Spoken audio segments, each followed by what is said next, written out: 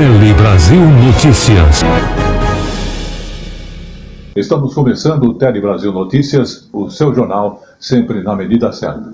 Estaremos destacando os pais que devem questionar aumentos abusivos nas mensalidades escolares. Também falaremos de alguns cuidados durante temporais, uma coisa que acontece constantemente e vem aí a época de grandes chuvas aqui no Brasil. Vamos falar também na parte jurídica. Patrocinador não tem direito de indenizar juiz de futebol por uso de marca no uniforme oficial. Tudo isso e muito mais você acompanha aqui e também nas nossas redes sociais e também no Face A Hora da Notícia com notícias impressas. E vamos à edição de hoje.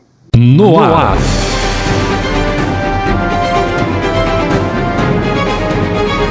Tele Brasil Notícias. E começamos essa edição falando do período escolar, que os pais têm a obrigação de questionar os aumentos, que muitas vezes são abusivos nas mensalidades escolares. Fim de ano é época que as escolas particulares costumam divulgar aí os reajustes, e justamente esse reajuste é o valor da mensalidade que você vai cumprir aí durante um ano. A reportagem da Rede Minas de televisão, ela que faz parte aí da Rede Nacional de Comunicação Pública, está alertando os pais e responsáveis para justamente questionarem aquelas escolas que praticam este aumento abusivo. Vamos observar. A qualidade de ensino, a carga horária, a infraestrutura e a metodologia aplicada para cada escola podem justificar as diferenças de preços entre as escolas. As mensalidades também podem mudar de acordo com o dia do pagamento. Os pais devem ter muita atenção e questionamento. Questionamento com a escola que aumentou acima do permitido ou do desejado, porque infelizmente a inflação nesse período ainda está em torno de 4% e os aumentos foram bem superiores. A gente sabe que muitas vezes a escola faz investimento, mas muitas vezes também justificam que a inadimplência faz com que eles aumentem os preços, ou seja, os bons pagadores pagando pelos maus pagadores. E isso complica a vida de qualquer família. Vamos falar agora de verão, está chegando aí, né? E épocas de cuidado porque os temporais estão chegando. E durante os temporais existem alguns cuidados que podemos ter aí. Então o verão, como dissemos, está chegando e são mais comuns. E é justamente preciso cuidados para se manter em segurança. Vamos conferir algumas dicas na reportagem da TBC. Que agora ela vem.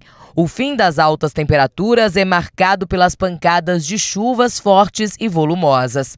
Como consequência, aumentam os episódios de enchentes, alagamentos e deslizamentos de terra. Segundo orientação do Corpo de Bombeiros, durante o período de fortes tempestades, os cuidados devem ser redobrados.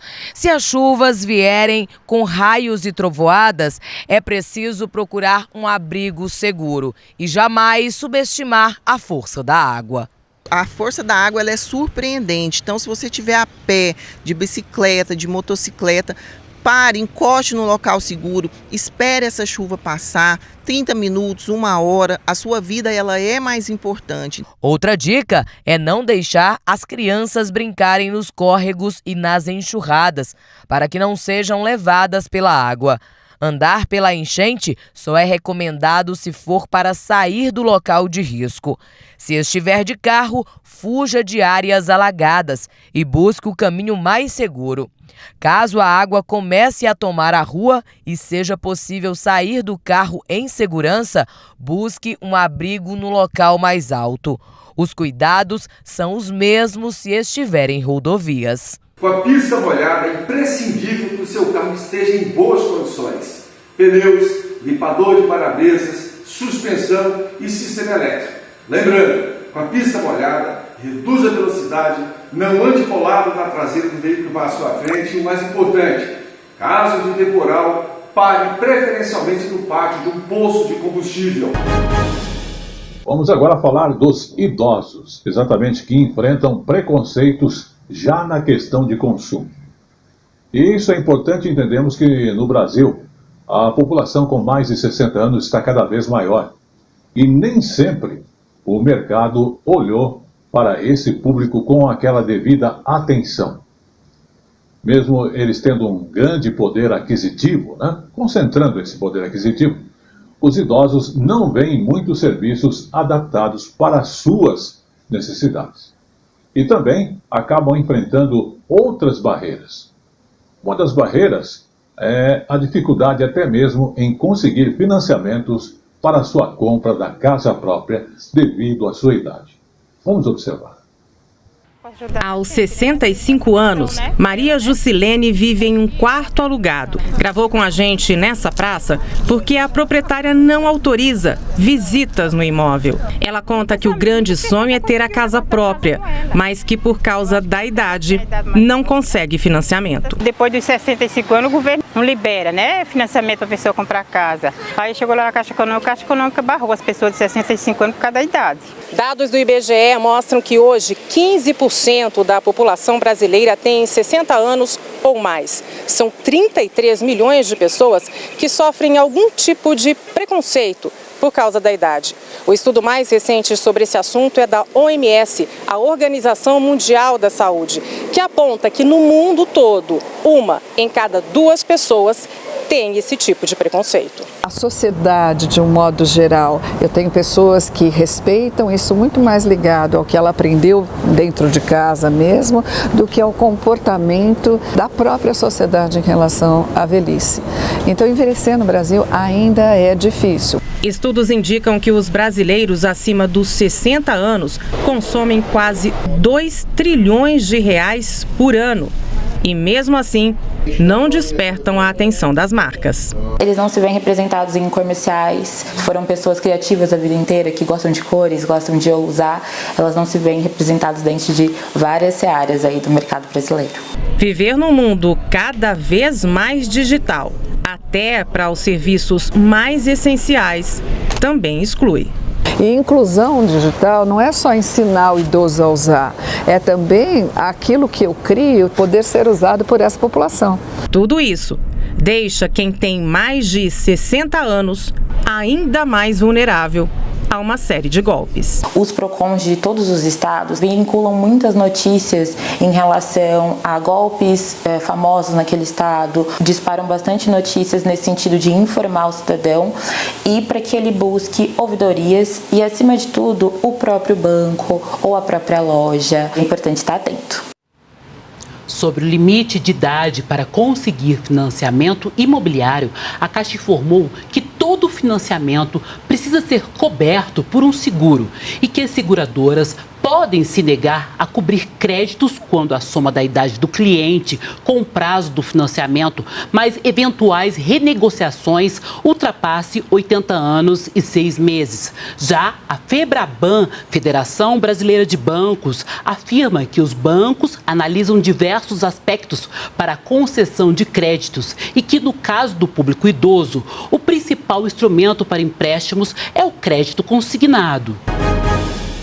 Vamos também aproveitar o ensejo falar daí dos sites e também um alerta.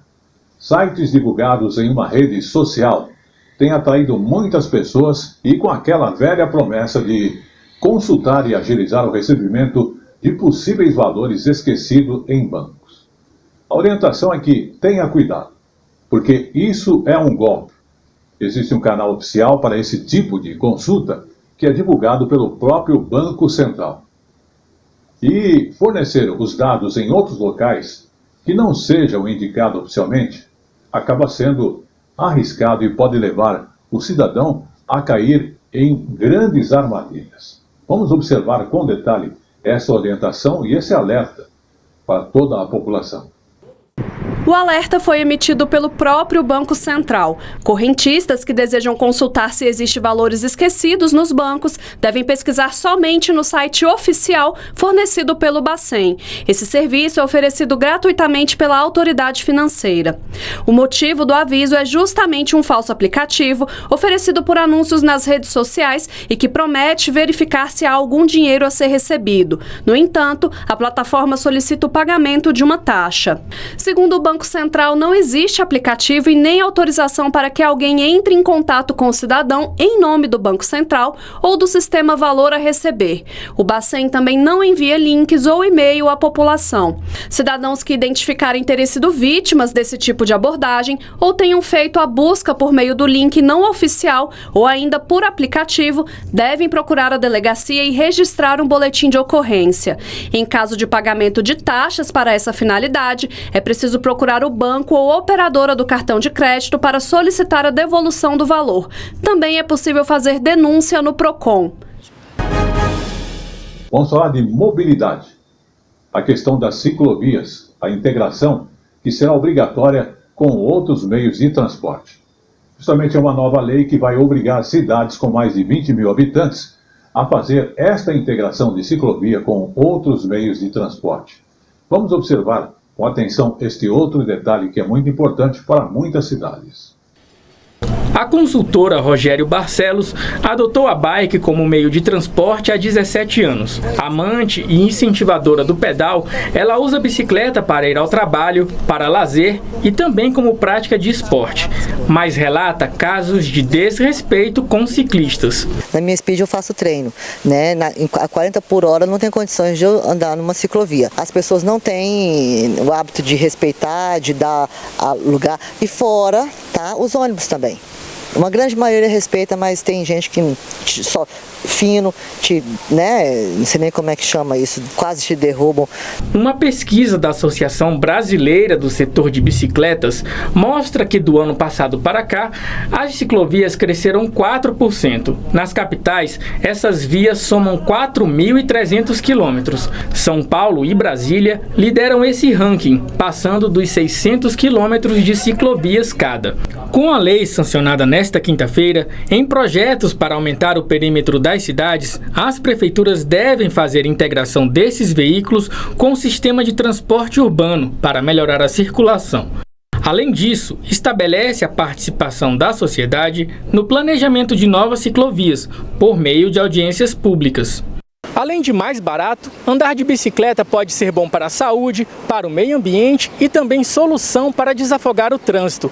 Mas garantir segurança para o tráfego de bicicletas é um desafio para a maioria das cidades. Criando infraestrutura para dar segurança, você pode sim aumentar a vontade das pessoas a utilizar a bicicleta. Mas aí nós vamos passar para uma outra parte, que é a questão onde ele vai chegar, se vai ter a infraestrutura, se no trabalho dele, se na escola, ele vai ter um vestiário, certo? Um local para guardar a bicicleta, um vestiário para ele poder trocar de roupa. Não é só uma obra, é um conceito, é um pacto que a sociedade precisa assinar e precisa botar em prática. Quem vive pedalando diz que além da infraestrutura é necessário discutir também os limites de velocidade nas vias urbanas. Todo mundo tem o direito de ir e vir, né? Eu acho que é isso. E quando a gente fala em readequação de velocidade, você está falando em melhorar a situação para todos os atores do trânsito, para motoristas também. O maior respeita o menor, o maior tem que respeitar. Está no Código Brasileiro de Trânsito. Levanta a mão! Diariamente, o Brasil e o mundo contra o crime. No Polícia em Ação. Confira. E como eu falo sempre, tudo que é bom dura pouco. O Tele Brasil Notícias hoje bem curtinho, mas com informações na medida certa. Antes de encerrarmos, teremos o quadro, que é o quadro de informações jurídicas, que é o Momento Jurídico.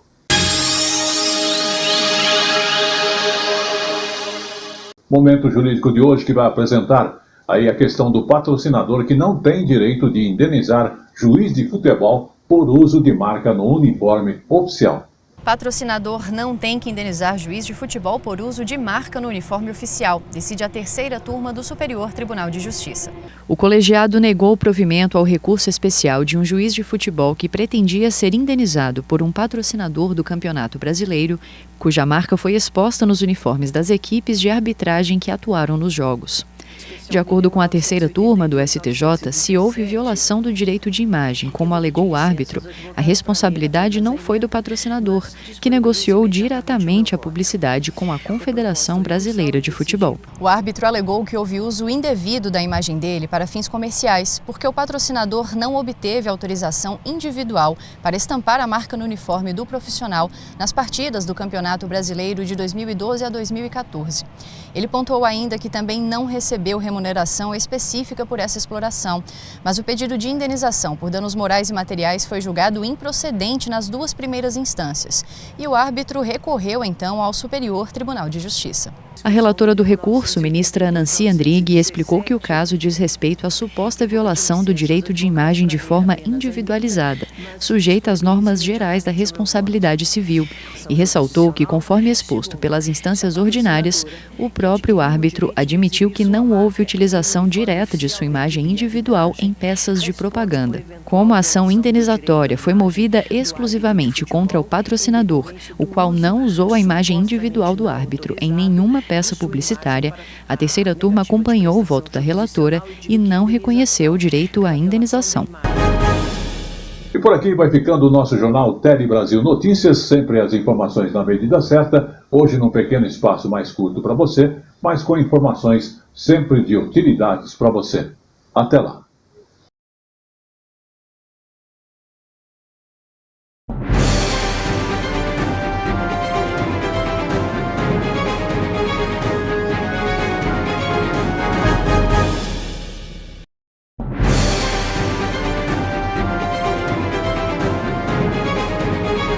Tele Brasil Notícias.